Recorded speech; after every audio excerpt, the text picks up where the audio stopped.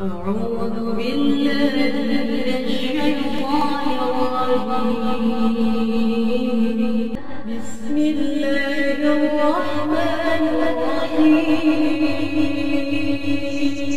Les 6 piliers de la foi en islam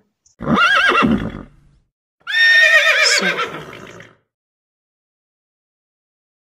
premier pilier de la foi, l'unicité d'Allah, constituée par l'unicité de la Seigneurie, l'unicité de la divinité, l'unicité des noms et des attributs. Deuxième pilier de la foi aux anges créés par Allah. Troisième pilier de la foi aux livres célestes. Quatrième pilier de la foi aux messagers d'Allah. Cinquième pilier de la foi au jour du jugement dernier. Sixième pilier de la foi au destin, qu'il soit bon ou mauvais. Voici un hadith qui en parle. Il s'agit d'un hadith des 40 sentences prophétiques rassemblées par l'imam Yahya ibn Sharafuddin an-Nawawi, mort en 676 de l'Hégire, rapporté par Muslim. Le deuxième calife, Omar ibn al-Khattab, qu'Allah l'agrée, rapporte: un jour que nous étions assis auprès de l'envoyé d'Allah, qu'Allah le bénisse et le salue, voici qu'apparut à nous un homme aux habits d'une vive blancheur et aux cheveux d'une noirceur intense.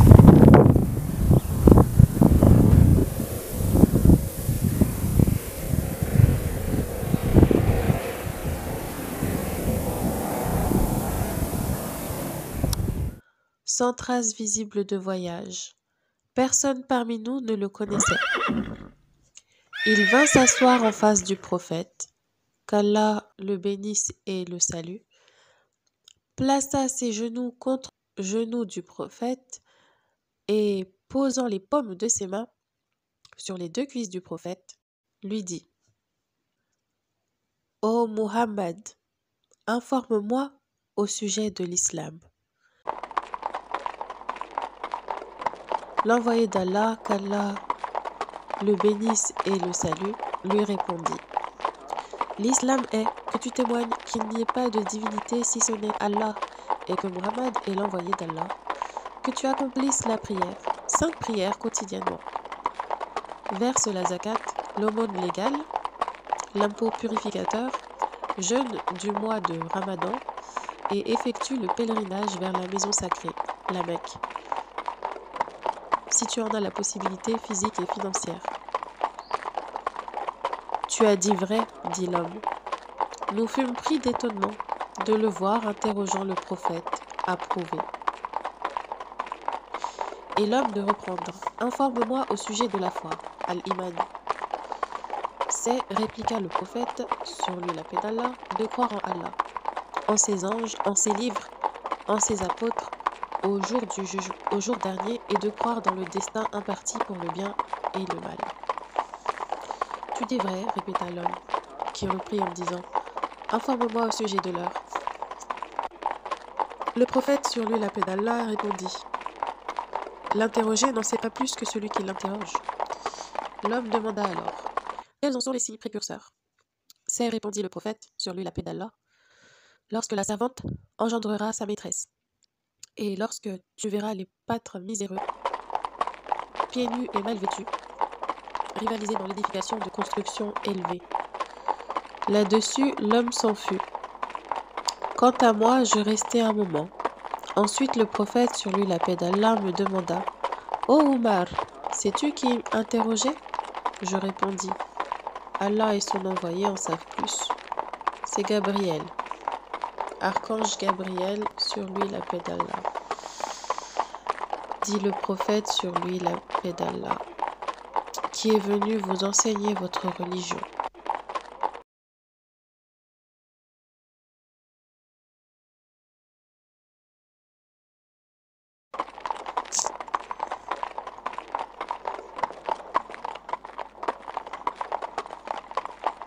Les 77 degrés de la foi.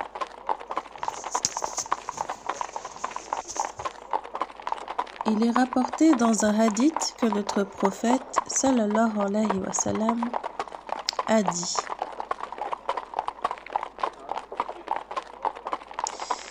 la foi comporte plus de 60 ou plus de 70 branches, degrés, entre parenthèses degrés, dont la plus élevée est l'affirmation qu'il n'y a de divinité vraie digne d'être adorée qu'Allah. Et la moindre est d'enlever les saletés du chemin. Et la pudeur est l'une des branches de la foi. 1. La foi en Allah. 2. La foi en les envoyés de Allah. 3. La foi aux anges. 4. La foi dans le Coran et les autres livres divins précédents. 5. La croyance que le destin, qu'il soit bon ou mauvais, provient de Allah. 6. La foi dans le jour dernier. 7. La foi dans la résurrection après la mort. 8. La foi dans le rassemblement. 9. La foi que le paradis est la demeure des croyants. 10. La foi en l'obligation d'aimer Allah. 11. La foi dans l'obligation de craindre Allah. 12. La foi dans l'espérance en Allah. 13. L'obligation de se remettre à Allah. 14. L'obligation d'aimer le prophète. 15. L'obligation de révérer le prophète, sallallahu alayhi wa sallam, de l'honorer, de le respecter. 16. L'attachement de l'individu à sa foi, au point de préférer être jeté en enfer plutôt que de succomber à l'impiété. 17. La recherche de la science, à savoir la connaissance du Créateur. 18. La diffusion de la science. 19. La magnificence du glorieux Coran. 20. Les purifications. 21. Les 5 prières obligatoires. 22. L'aumône légale, la zakat. 23. Le jeûne, as-siyam. 24. La retraite spirituelle, al-irtikaf. 25. Le pèlerinage. 26. Le combat pour Allah, le djihad. 27. Le fait de camper pour Allah face à l'ennemi, al-murabatat. 28. Le fait de tenir ferme devant l'ennemi et non de fuir devant la grande mêlée. 29. L'acquittement du 5e du butin au chef de la communauté. 30. Affranchissement d'une âme avec l'intention de se rapprocher d'Allah. 31. Des expiations relatives aux crimes et délits qui sont au nombre de 4, selon le livre saint et la Sunna. 32. Le respect des engagements. 33. La multiplicité des bienfaits d'Allah et l'action de grâce qu'elle implique. 34. La préservation de la langue de ce dont il n'a nul besoin. 35. Restitution des dépôts à leurs propriétaires. 36. L'interdiction des assassinats. 37. L'obligation de chasteté. 38. Le fait de retenir la main par rapport au bien d'autrui. 39. L'obligation d'avoir du scrupule en matière de nourriture. 40. L'interdiction de certains tissus, de certaines tenues, de certains ustensiles. 41. L'interdiction des jeux et des divertissements contraires à la loi, de la religion. 42. L'économie dans les dépenses et l'interdiction de consommer les biens injustement. 43. L'abandon du ressentiment, de l'envie et des choses semblables. 44. De toucher à l'honneur des gens. 45. Vouer sincèrement l'œuvre à Allah et l'abandon de la duplicité. 46. Le fait de se réjouir de la bonne action et de s'attrister pour la mauvaise. 47. Traiter chaque péché par la repentance. 48. Les offrandes. 49. L'obéissance au dépositaire de l'autorité légitime. 50. S'attacher aux choix fondamentaux de la communauté. 51. Juger les différents hommes avec justice et équité. 52. Recommander le bien. 53. L'encouragement mutuel à la piété et à la crainte révérentielle d'Allah. 54. La pudeur. 55. La piété filiale envers les parents. 56. Le respect des liens de parenté. 57. Le bon caractère, la maîtrise de sa colère, être affable et modeste. 58. Le fait de se montrer bon avec les serviteurs et de bien les traiter. 59. Le droit des maîtres sur les serviteurs, à savoir que le serviteur doit rester avec son maître. 60. Droit des enfants et des épouses. 61. Se rapprocher des gens de la foi, leur témoigner de l'affection, etc. 62. Le fait de répondre aux salutations. 63. Rendre visite aux malades. 64. La prière sur celui qui est mort. 65. Le fait de dire à celui qui éternue, Allah te prenne en miséricorde. 66. Le fait de s'éloigner des impies et des corrupteurs et d'être ferme avec eux. 67. Le fait d'honorer le voisin. 68. Le fait d'honorer l'invité. 69. Le fait de préserver les pécheurs et de ne pas les dénoncer systématiquement.